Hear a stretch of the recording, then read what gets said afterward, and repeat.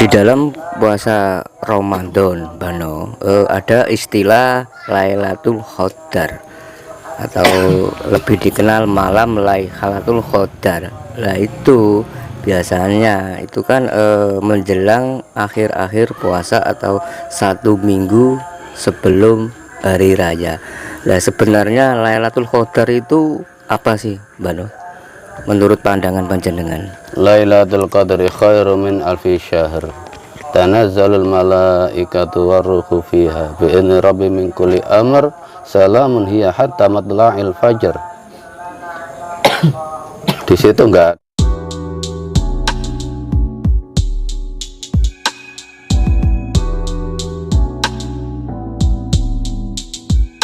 Bano. iya. Apa sih, Mbak Noh, hakikat dari puasa itu dan malam Lailatul Qadar itu seperti apa? Minta dijelaskan, Mbak Noh. Ini sebelumnya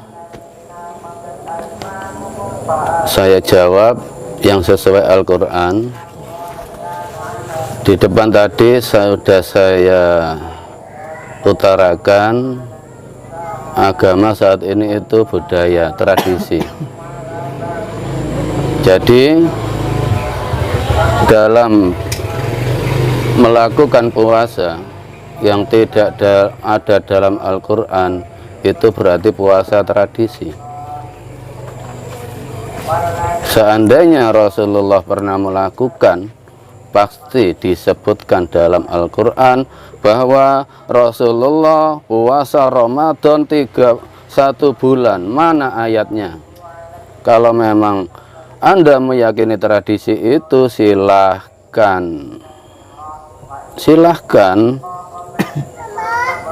Tapi jujurlah, hai orang-orang Jawa, orang-orang Indonesia, selama ini dalam Anda melakukan puasa 1 bulan, ikhlas enggak? Karena Rasulullah dalam hadisnya, banyak sekali orang yang melakukan puasa hanya mendapatkan haus dan lapar, enggak dapat apa-apa.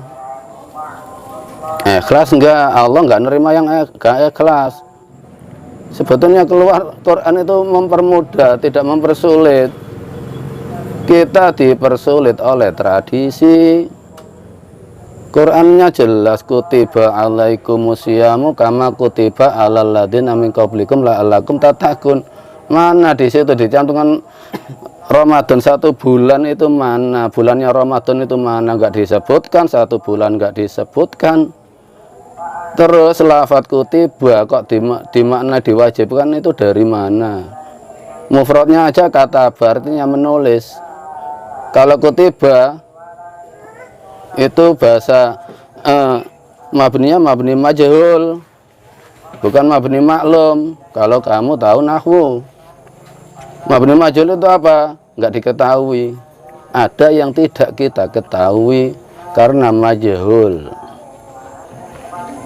Maksudnya apa? Ditetapkan untuk kita puasa, seperti orang-orang yang kaum-kaum yang sebelummu. Jadi Al-Quran itu disampaikan ke Rasulullah, puasalah puasa seperti orang-orang yang sebelum Rasulullah. Apa ada harus Ramadan dan 1 bulan? Enggak ada. Dan di situ ayatnya la'allakum tattaqun. Maksudnya apa? La'alla itu kalau dengan puasa kamu bisa takwa. Kalau loh ya. Puasa itu kalau di situ ayatnya la'alla loh ya. Enggak, kalau dengan puasa itu bisa takwa, ya puasalah. Tapi dalam hal lebih dalam lagi, poso ngeposno rasa,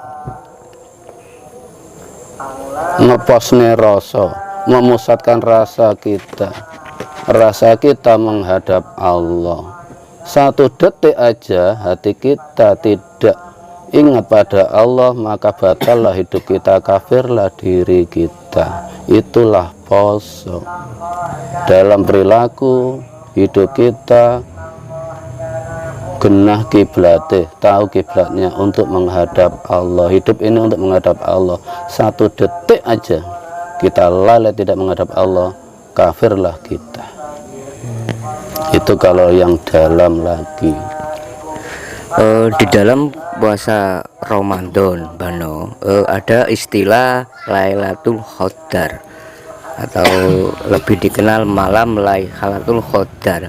Nah itu biasanya itu kan menjelang akhir-akhir puasa atau 1 minggu sebelum hari raya. Nah sebenarnya Lailatul Qadar itu apa sih, Bano? Menurut pandangan panjenengan? Lailatul Qadri khairu min alfi syahr.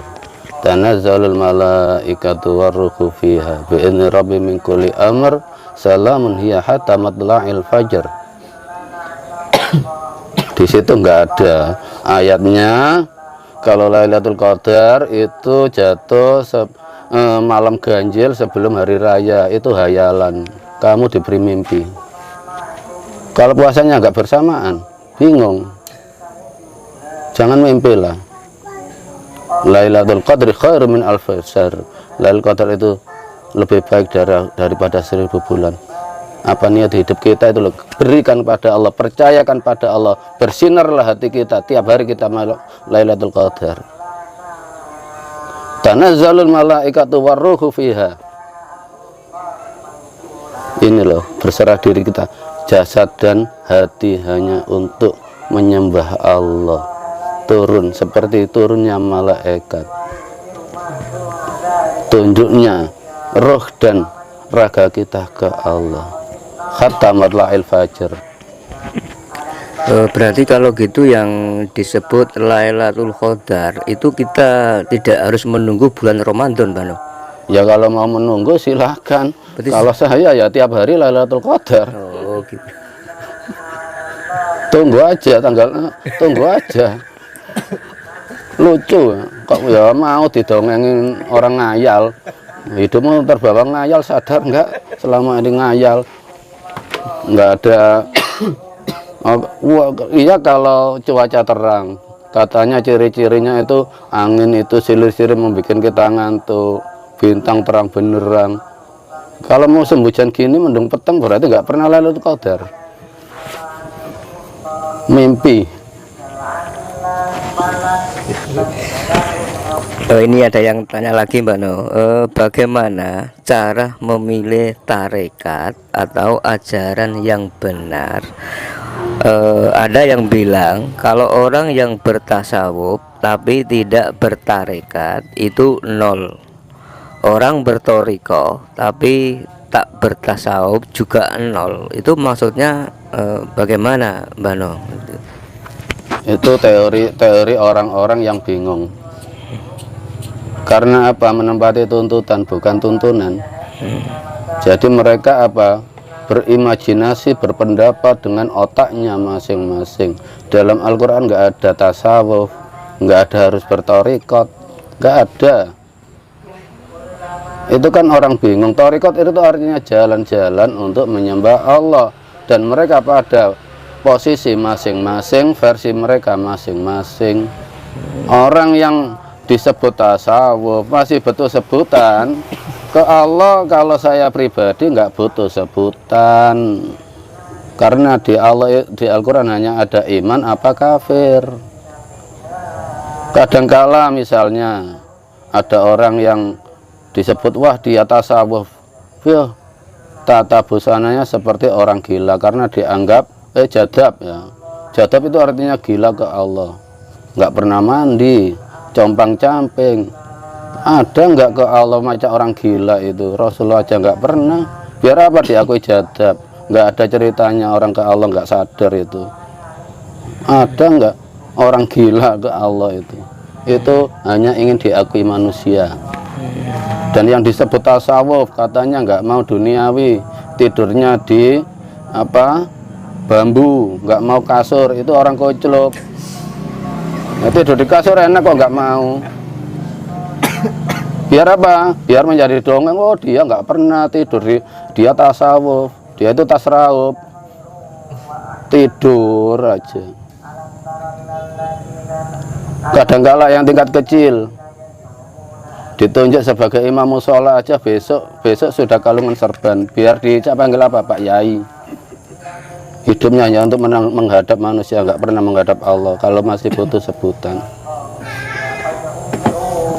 Jadi orang-orang yang membuat teori yang seperti itu tadi, itu teori mereka. Saya nggak masuk ke jebakan mereka, nggak mau masuk ke jebakan mereka. Silahkan, karena pada dasarnya iblis sudah bersumpah akan menyesatkan anak Adam sebanyak-banyaknya, kecuali orang yang nggak bisa ditipu, orang yang beriman. Dulu sudah pernah saya gambarkan, setiap orang yang menuju Allah melalui thariqat, melalui amalan-amalan, iblis akan muncul sebagai yang diidolakan dalam amalannya. Misalnya mengamalkan, misalnya ini saya buat contoh lagu aja, nggak menyinggung amalan orang lain. Misalnya menyanyikan lagu terpaksa karena mengidolakan Rhoma Irama. Di situ dalam lagunya akan muncullah Rhoma Irama berserban, dan Rhoma Irama pun karena apa, menghalangi dia menuju Allah. Dan Rhoma Irama pun memberikan amalan, bacalah, nyanyikanlah lagu terpaksa 50 kali tiap hari.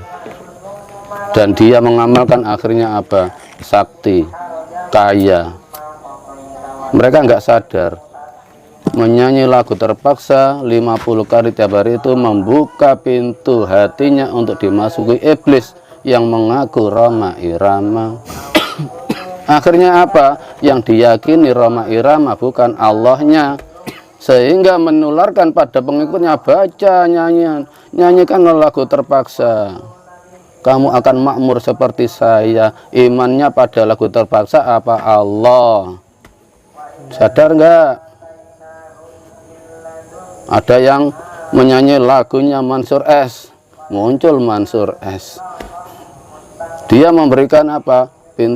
Membuka pintu masuk orang manusia yang melakukan ritual untuk masuk ke dirinya. Kalau dia tidak melakukan bacaan, ya mana mungkin bisa masuk. Begitu dia mengamalkan yang diinginkan orang yang mengaku Mansur S, akhirnya Mansur masuk ke hatinya, mengikuti lagu-lagu Mansur S, tidak bisa ke Allah.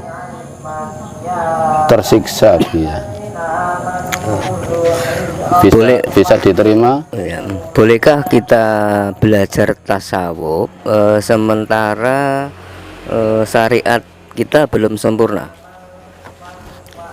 Itu kan apa ya, pikiran-pikiran orang yang mempersulit dirinya sendiri.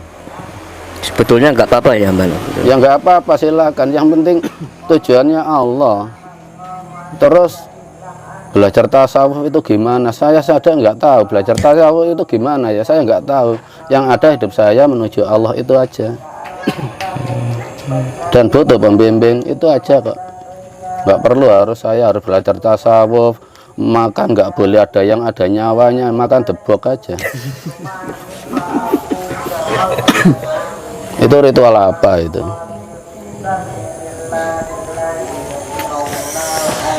Mbak No, ini ada yang minta dijelaskan tentang kisah Rabia Al-Adawiyah.